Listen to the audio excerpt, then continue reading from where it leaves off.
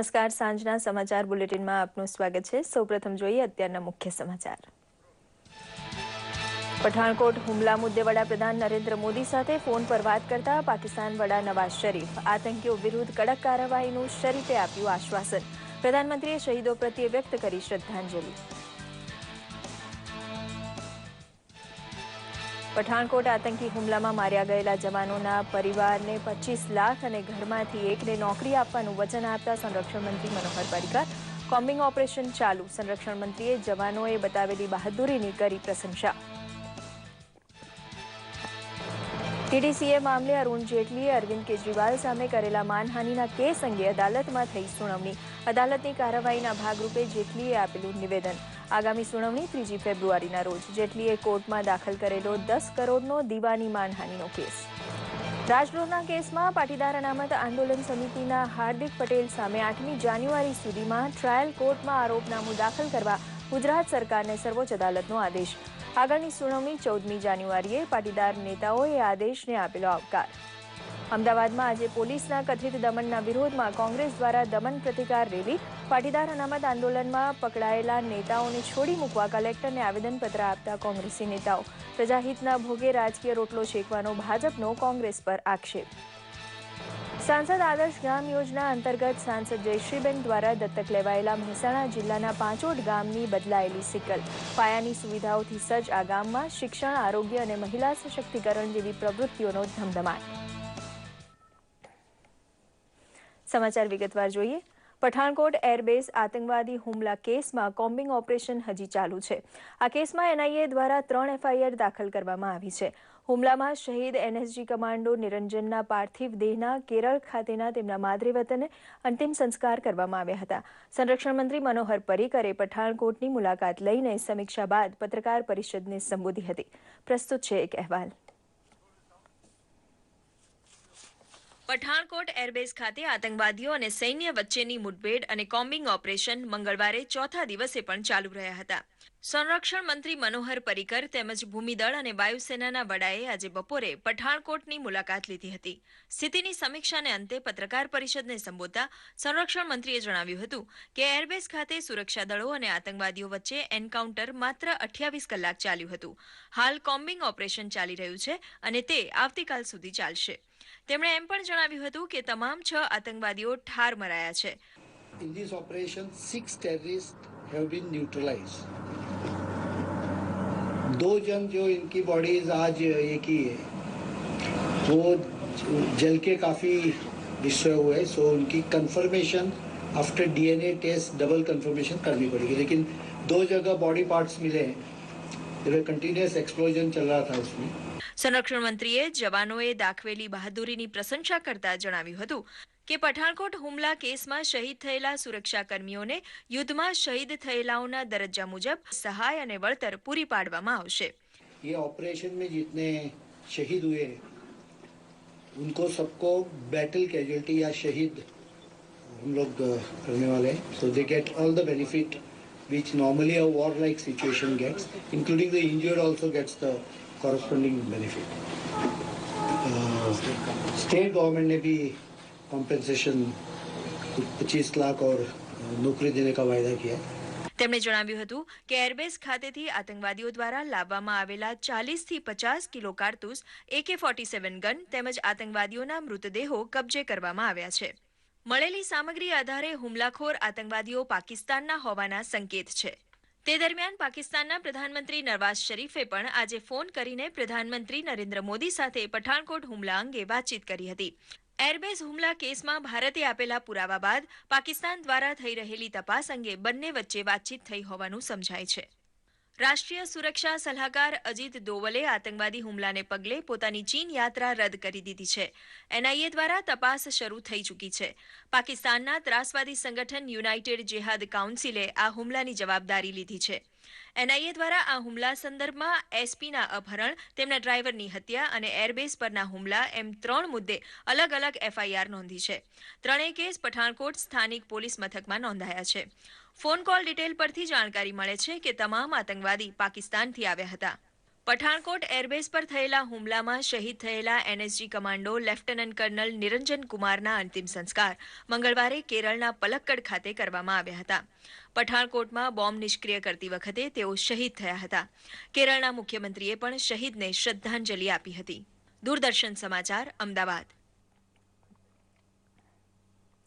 સંયુક્ત રાષ્ટ્ર મહાસંઘના મહામંત્રી બાન કી મૂને અફઘાનિસ્તાનના મજારે શરીફમાં ભારતીય વાણિજ્ય દૂતાવાસ પર થયેલા આતંકી હુમલાની કડક નિંદા કરી છે.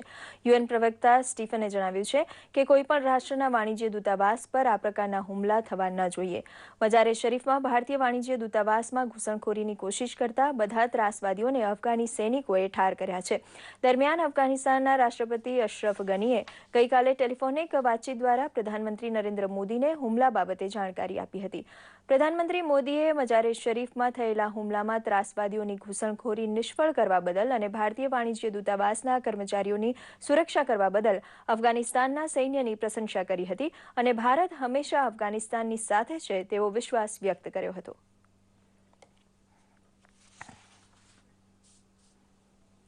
ડીડીસીએ મામલે નાણામંત્રી અરુણ જેટલીએ દિલ્હીના મુખ્યમંત્રી અરવિંદ કેજરીવાલ અને અન્ય 5 સામે કરેલા માનહાનિના કેસ અંગે આજે દિલ્હીની પટિયાલા હાઉસ અદાલતમાં સુનાવણી થઈ હતી. નાણામંત્રી જેટલીએ અદાલતની કાર્યવાહીના ભાગરૂપે આજે પોતાનું નિવેદન અદાલત સમક્ષ રજૂ કર્યું હતું. તેમણે કહ્યું હતું કે અરવિંદ કેજરીવાલ અને તેમના સહયોગીઓએ તેમની અને તેમના પરિવારની છબી ખરાબ કરી છે. તેમણે ખોટા નિવેદનનો કેજરીવાલ ઉપર આરોપ મૂક્યો હતો. શ્રી જેટલીએ પોતાના પર લગાવેલા આરોપોને તદ્દન જૂઠ્ઠા જણાવ્યા હતા. તેમણે ક્રમબદ્ધ રીતે ડીડીસીએમાં થયેલા સોદાઓ અદાલતમાં જણાવીને તેમાં કોઈ નાણાકીય અનિયમિતતા ના થઈ હોવાનો દાવો કર્યો હતો. તેમણે કહ્યું કે એક રાજનૈતિક નેતા તરીકે અગાઉ વિપક્ષમાં હોવા છતાં પણ તેમની છબી સ્વચ્છ રહી છે. તેમણે મીડિયાની ક્લિપિંગ અને અખબારોના સમાચાર અદાલતને જોવા માટે આગ્રહ કર્યો હતો. ઉલ્લેખનીય છે કે આરોપી સામે સમન્સ બજાવતા પહેલા અદાલતમાં પુરાવા રજૂ કરવા પડે છે. અદાલતમાં હવે પછીની સુનાવણી 3 ફેબ્રુઆરીના રોજ થશે. શ્રી જેટલીએ દિલ્હી હાઈકોર્ટમાં પણ 10 કરોડનો દીવાની માનહાનિનો કેસ દાખલ કર્યો છે. પાટીદાર અનામત આંદોલન સમિતિના કન્વીનર હાર્દિક પટેલ સામેના રાજદ્રોહના કેસની સુનાવણી કરતા સુપ્રીમ કોર્ટે ગુજરાત સરકારને ટ્રાયલ કોર્ટમાં આરોપનામું દાખલ કરવાનો આદેશ કર્યો છે. સુપ્રીમ કોર્ટે ચાર્જશીટ રજૂ કરવા રાજ્ય સરકારને 8 જાન્યુઆરી સુધીનો સમય આપ્યો છે. કોર્ટે આ ચાર્જશીટ ટ્રાયલ કોર્ટમાં દાખલ કરી તેની કોપી હાર્દિક પટેલને આપવાનો પણ રાજ્ય સરકારને આદેશ કર્યો છે. આ કેસની આગામી સુનાવણી 14 જાન્યુઆરીના રોજ હાથ ધરાશે. હાર્દિક પટેલ હાલ રાજ્ય સરકારે તેની સામે કરેલા રાજદ્રોહ કેસને લઈને જેલમાં છે. ત્યારે તેણે જામીન માટે સુપ્રીમ કોર્ટમાં અરજી કરી છે. ઉલ્લેખનીય છે કે પાટીદાર અનામત આંદોલન દરમિયાન પેદા થયેલી અજંપાભરી સ્થિતિને પગલે રાજ્ય સરકારે હાર્દિક પટેલ સામે રાજદ્રોહનો કેસ દાખલ કર્યો હતો. પાટીદાર અનામત આંદોલન સમિતિના આગેવાનોએ કહ્યું છે કે આ આદેશથી કેસની કાર્યવાહીમાં ઝડપ આવશે.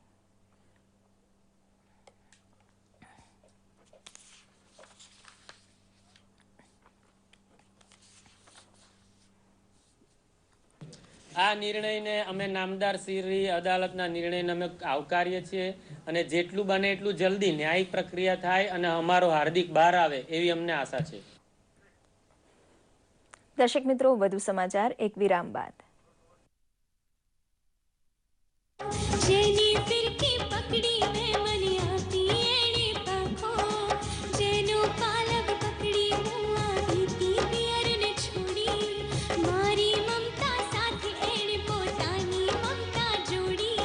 સગર્ભા માતા અને બાળકના પોષણ અને તંદુરસ્તી જાળવવાની અને પ્રોત્સાહનની જવાબદારી સમગ્ર પરિવારની છે.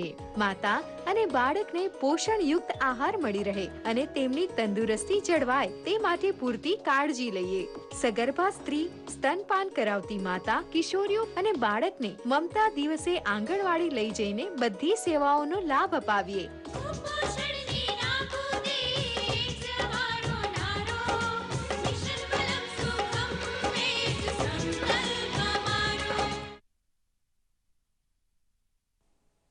વિરામ બાદ સમાચારમાં આપનું પુનઃ સ્વાગત છે. સમાચારમાં આગળ વધીએ.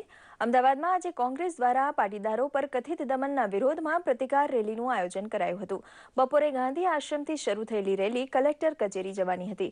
જોકે કોંગ્રેસની આ રેલીને પોલીસ કમિશનરે મંજૂરી આપી ન હતી. પૂર્વ આયોજન પ્રમાણે અંદાજિત 10 જિલ્લાના કોંગ્રેસી કાર્યકરો આ રેલીમાં જોડાયા હતા, જેમાં મહેસાણા, વિજાપુર, પાટણ, ચોટીલા, રાજકોટ અને આણંદ સહિતના જિલ્લાના કાર્યકરોને ટોલનાકા પાસે અટકાવી દેવામાં આવ્યા હતા. કોંગ્રેસના મહિલા કાર્યકરોએ પણ બહોળી સંખ્યામાં ઉપસ્થિતિ દર્શાવી હતી. કોંગ્રેસના નેતાઓ અર્જુન મોઢવાડિયા, શક્તિસિંહ ગોયલ, ભરતસિંહ સોલંકી, સિદ્ધાર્થ પટેલ સહિતના કાર્યકરોની અટકાયત કરાઈ હતી. પોલીસે એક તબક્કે હળવો લાઠીચાર્જ પણ કર્યો હતો.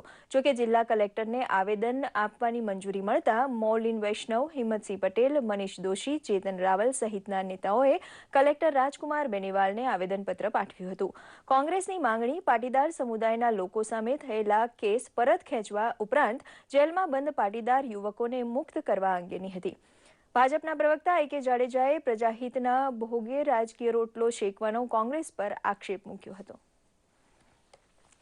પ્રધાનમંત્રી સાંસદ ગ્રામ યોજના અંતર્ગત મહેસાણાના સાંસદ જયશ્રીબેન દ્વારા દત્તક લેવામાં આવેલા પાંચોટ ગામની સિક્કલ બદલાઈ ચૂકી છે. ગામની પાયાની જરૂરિયાતોથી સજ્જ આ ગામમાં શિક્ષણ, આરોગ્ય સુવિધાઓને બહેતર બનાવવા સાથે મહિલા સશક્તિકરણ જેવી પ્રવૃત્તિઓ પણ હાથ ધરવામાં આવી છે. પ્રસ્તુત છે એક અહેવાલ. પ્રધાનમંત્રી સાંસદ ગ્રામ યોજના અંતર્ગત મહેસાણાના સાંસદ જયશ્રીબેન પટેલે દત્તક લીધેલું પાંચોટ ગામ બદલાઈ રહ્યું છે. ગામને ગટર, પાણી, વીજળી જેવી પાયાની જરૂરિયાત તેમજ ઇન્ટરનેટથી સજ્જ કરવાની નેમ સાથે ગામમાં પાણીની જૂની ટાંકીના સ્થાને નવી ટાંકી ઊભી થઈ છે. કેટલાક રોડ તૈયાર થઈ ચૂક્યા છે. શાળા અને પંચાયતની ઇમારતોના સમારકામ, કન્યા શાળાનું મકાન, વોશિંગ ઘાટ સહિતની કામગીરી સંપન્ન કરવામાં આવી છે. ગામમાં વૃક્ષારોપણ, મહિલા સશક્તિકરણ, સખી મંડળને પ્રોત્સાહન આપવા ઉપરાંત સ્વચ્છતા અભિયાન પર ખાસ ધ્યાન અપાઈ રહ્યું છે. સાચા અર્થમાં મહિલા સશક્તિકરણના અનેકવિધ કાર્યક્રમ નાના મોટા કરીને એ જનજાગૃતિના કાર્યક્રમ હોય કે યુવાનોના વ્યસન મુક્તિ અને સ્વચ્છતા અભિયાનના કાર્યક્રમ હોય, આ બધા જ કાર્યક્રમ પાંચોટ ગામમાં ખૂબ સારી રીતે જનભાગીદારીથી અહીંયા પાંચોટ ગામમાં થયા છે. સાંસદ જયશ્રીબેને પાંચોટ ગામના આગેવાનોને ગ્રામ વિકાસ મોરચે ખ્યાતિ મેળવી ચૂકેલા પુંસરી ગામની મુલાકાત લેવા પ્રેર્યા હતા. પુંસરીએ અપનાવેલા વિકાસ વ્યૂહોને પાંચોટ પણ અપનાવે તેવી પેરવી કરી છે. ગામ લોકોમાં ઉત્સાહ પ્રવર્તી રહ્યો છે અને યુવા બ્રિગેડ ઊભી કરીને ગામના વિકાસ કામમાં બધા સહયોગ કરી રહ્યા છે.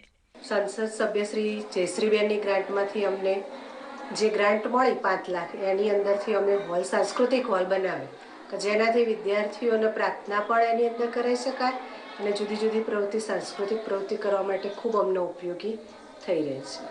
પાંચોટે પ્રધાનમંત્રી આદર્શ ગ્રામ બનવાની દિશામાં લાંબી મજલ કાપી લીધી છે. દૂરદર્શન સમાચાર, અમદાવાદ. જામનગરની ગુજરાત આયુર્વેદ યુનિવર્સિટીના 274 લાખના ખર્ચે બનેલા રસશાલા ભવન ભાગ 3નું અને 370 લાખના ખર્ચે નવીનીકરણ પામેલા ધન્વંતરી ઓડિટોરિયમનું લોકાર્પણ આરોગ્યમંત્રી નીતિનભાઈ પટેલ અને બાળ કલ્યાણ રાજ્યમંત્રી વસુબેન ત્રિવેદીના હસ્તે કરવામાં આવ્યું હતું. નીતિનભાઈ પટેલે રાજ્ય સરકાર દ્વારા મેડિકલ ક્ષેત્રે મેડિકલના સાધનોની ખરીદી માટેની ખાસ સબસિડી તબીબોને આપવા માટેની જાહેરાત કરી હતી. આ પ્રસંગે તેમણે જણાવ્યું હતું કે નવા ભવનના નિર્માણથી લોકોને વધુને વધુ અને સારી આયુર્વેદની સારવાર મળી રહેશે. આ કાર્યક્રમમાં જામનગરના મેયર પ્રતિભાબેન કનખરા, યુનિવર્સિટીના કુલપતિ રાજેશ કોટેચા અને કલેક્ટર R.J. માકડિયા પણ હાજર રહ્યા હતા.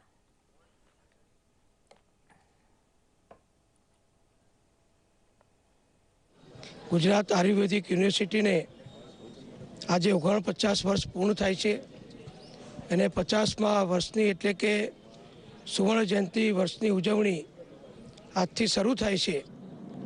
ધન્વંતરી મંદિરના નામનો જે ઐતિહાસિક હોલ છે, જે વર્ષો જૂનો યુનિવર્સિટીમાં સ્થપાયેલો છે, કાળક્રમે જીર્ણ થતાં એનું રિનોવેશન જરૂરી હતું. ગુજરાત સરકાર તરફથી લગભગ 4 કરોડ રૂપિયાની રકમ ફાળવી. તો આ સાથે સાંજનું આ સમાચાર બુલેટિન સમાપ્ત કરીએ છીએ. નમસ્કાર.